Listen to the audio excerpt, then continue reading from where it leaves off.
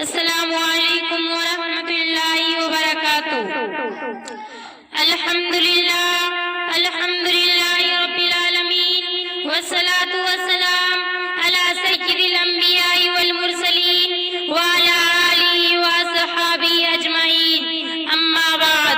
محترم حضرات، حاضرین جلسہ اور میرے دور دراز سے آئے ہوئے مہمانان کرام، آج میں آپ حضرات کے سامنے ایک تقریر پیش کرنا چاہتی ہوں۔ میری تقریر کا عنوان ہے پردہ۔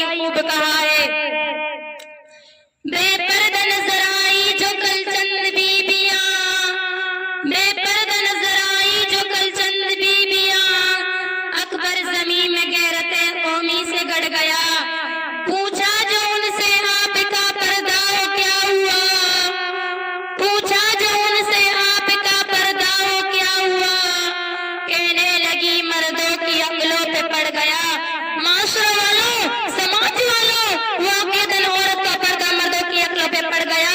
اگر مرد غیرتدار ہے تو اس کی گھر کی عورت شرم و حیا کی پہ کر رہے گی، اگر مرد بے شرم نکمے ہیں تو عورت بے شرم رہیں گی۔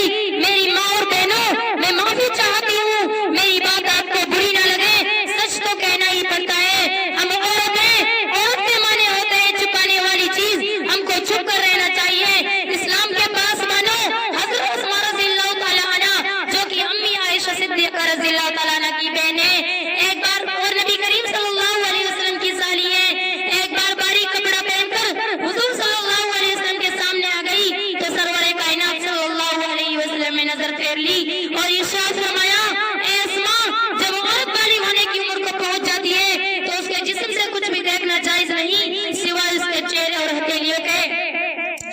میرے عزیز ساتھیوں، انسان کے چہرے پر خوبصورتی سے جڑی ہوئی یہ دو آنکھیں ہوتی ہیں، نفس کی سب سے بڑی چور ہے، دل و دماغ کے تمام وساوس کی جڑ ہے یہی دو آنکھیں ہیں، دلی جذبات اور قلبی احساسات، ترجمان عشق اور محبت کے تمام عہد و پیمان کی باندھنے کی ذمہ داری یہی دو آنکھیں ہیں۔